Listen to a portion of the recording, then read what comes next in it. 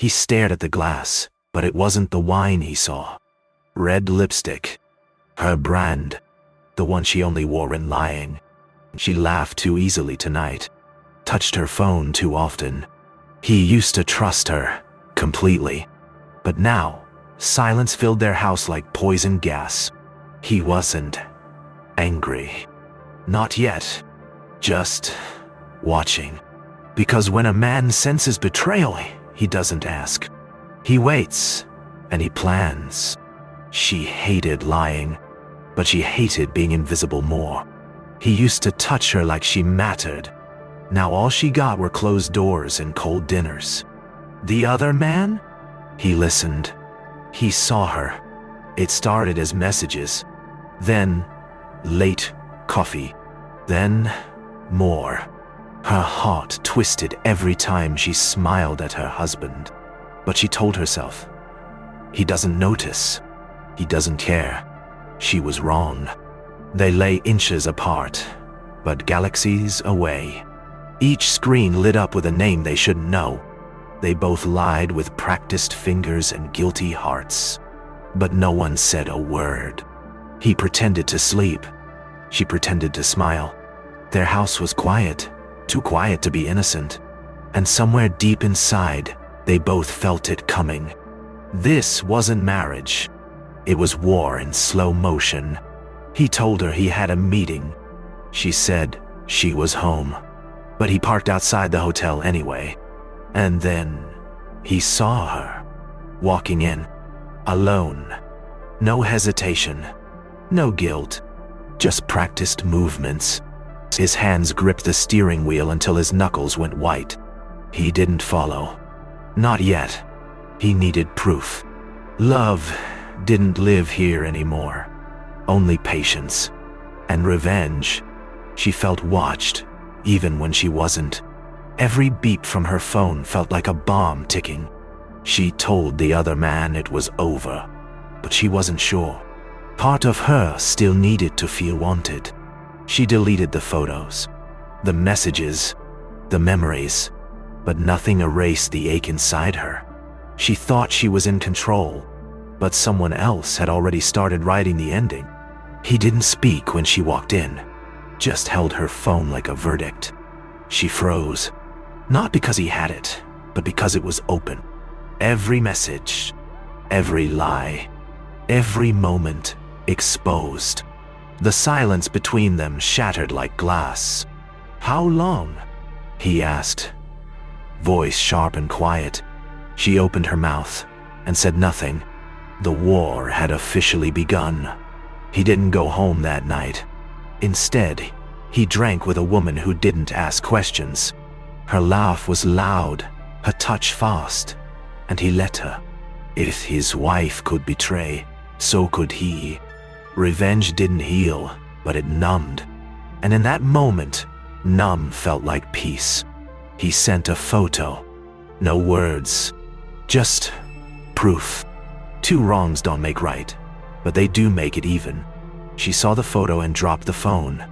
A stranger stared back at her from the mirror. This wasn't about love anymore. It was about pride, ego. She screamed into her hands, but no sound came out. She wanted to break something. Instead, she broke inside. He was supposed to be different, better. But now, there was nothing left to protect. Only wreckage and silence. The next morning, they sat in silence. No fighting, no screaming, just nothing. Two people in the same house, breathing the same air, sharing the same guilt. He wanted to speak, but didn't know where to start. She wanted to cry, but the tears wouldn't come. This wasn't punishment, it was surrender. He finally said, "So, what now?" And neither of them had an answer. She didn't want to be there. Neither did he. But someone had to try, or pretend to. The counselor asked, "Why are you still together?" Silence. Then, "Habit," she said. "Hope," he said at the same time. They looked at each other, not with love, but confusion. Were they trying to fix this? Or just bury it deeper? Sometimes the truth hurts more than the lie ever did. He stayed up that night, looking for answers in memories. There she was, smiling, wild, beautiful in her wedding dress. He remembered how hard she laughed that day. When did it all fade into distance? He wanted to blame her, but his own lies stared back. They had loved once, truly, and maybe, buried deep in all this pain, they still did. But love without truth is a ticking bomb. She watched him sleep, the man she once couldn't live without. His chest rose slowly, peaceful for the first time in weeks.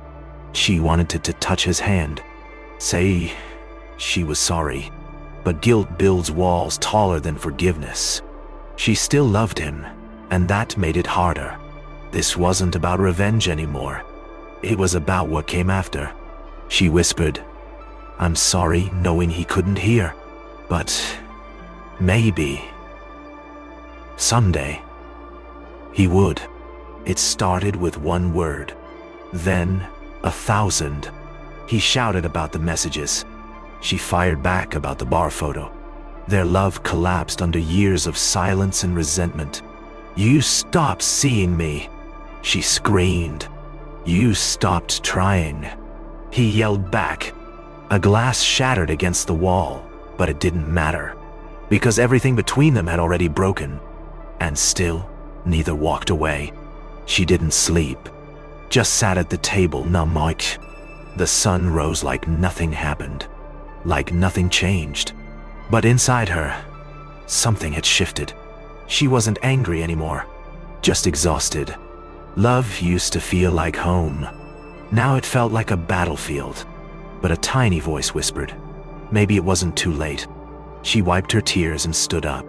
She had to try, one last time. He came back expecting silence, or absence. Instead, he found a letter, short, honest, raw. "If you still want to fight for this, I'm here," it said. Beside it, her ring, not abandoned, not thrown, just offered. His chest tightened.